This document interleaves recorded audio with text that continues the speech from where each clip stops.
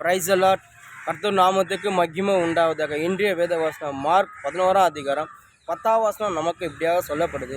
கர்த்தரின் நாமத்தினாலே வருகிற நம்முடைய பிதாவாகிய தாவீதின் ராஜ்யம் ஆசீர்வதிக்கப்படுவதாக. உன்னதத்திலே ஓசனா என்று சொல்லி ஆர்ப்பரித்த அங்கே இருக்கிற ஜனங்கள் ஒரு ராஜா கழுதை மேலே வராரு. அந்த ராஜா அந்த கழுதை மேலே வரும்போது அவர் வர வழியில் அங்கே இருக்கிற மரக்கிளைகளை விலைகளை வெட்டிட்டு அந்த வழியே போகும்போது அந்த ராஜா அந்த வழியாக வரும்போது அங்கே இருக்கிற ஜனங்கள்லாம் முன் நடப்பட்டவர் பின் நடப்பட்டவர் சொல்லி ஓசனா ஓசனா சொல்லி அந்த ராஜா ஆர்ப்பரித்து மகிழ்ச்சியாக அந்த ராஜாவை புகழ்கிறாங்க.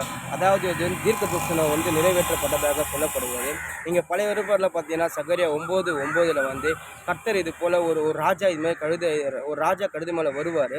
அங்கே இருக்கிற ஜனங்களை அப்படி ஆர்ப்பரிப்பாங்க சொல்லி ஏற்கனவே தீர்க்க தரிசனமாக எழுதப்படுறது கர்த்தர் புதிய நிறைவேற்றாரு. அதாவது அவர் என்ன சொன்னார் அதை செய்வார், ஒரு நாளும் கைவிட மாட்டார். அதாவது இந்த புஸ்தகம் ஒவ்வொரு வார்த்தை ஜீவனுள்ள வார்த்தை, தீர்க்க தரிசன புஸ்தகம்.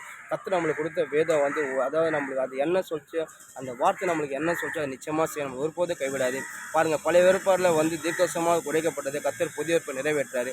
அதே போல் நம்மளோட வாழ்க்கையில் சரி, கர்த்தர் நம்மளுக்கு என்ன வாக்குத்தத்தை கொடுத்த நிச்சயமாக அதை நிறைவேற்றுவார். நம்ம வாழ்க்கையில் கர்த்தர் என்ன தீர்க்க தரிசனமாக சொன்னார் நிச்சயமாக அதை நிறைவேற்றுவார். ஆனால் தாமதமாக ஒரு நாள் தடைப்படாது. கர்த்தர் சொன்னால் அவர் நிச்சயமாக செய்வார்.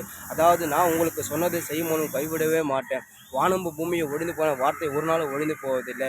அவர் நம்மளுக்கு என்ன சொன்ன நிச்சயமாக செய்வார். ஒன்று அவர் நம்மளுக்கு கொடுத்த வாக்குத்தை நிச்சயமாக நம்ம செய்வார். நம்ம அதை விசுவாசிக்கணும். கர்த்தர் நம்மளுக்கு தீர்க்கதரிசனமாக சொன்ன வார்த்தை என் வாழ்க்கை நிறைவேறும் சொன்ன அதை விசுவாசிக்கணும். விசுவாசி நம்பிக்கையாக கர்த்தர் நம்ம எப்பவுமே சார்ந்து இருக்கணும். நம்ம ஒரு நாள் மனம் சோர்ந்து போயிடாது, மனம் தளர்ந்து போயிடக்கூடாது. ஐயோ அவர் சொன்ன வாக்குத்தை நிறைவேற்றலையே, அவர் சொன்ன தீர்க்கதரிசனம் நிறைவேற்றலையே, இவ்வளோ நாள் ஆயிடுச்சா, நம்ம இவ்வளோ நாளாக ஜெபிக்கிறேன், இவ்வளோ நாளாக நான் ஜெபம் பண்ணுறேன், இன்னும் நடக்கலையே சொல்லி நீங்கள் ஒரு நாளும் புலம்பாதீங்க. கர்த்தர் என்ன சொன்னால் அதை நிறைவேற்றுவார். ஒரு நாள் அவர் மனமாற மன புத்திரம் இல்லை. அவர் சொல்லியும் செய்யாதிருக்க கல்லும் மண்ணில் சொல்லுகிற யாவும் செய்கிற தேவன் நிச்சயமாக செய்வார்.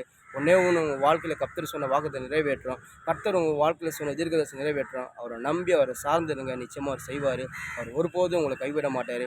அவர் என்ன சொன்னாலும் உங்களுக்கு செய்வார். ஆமென்.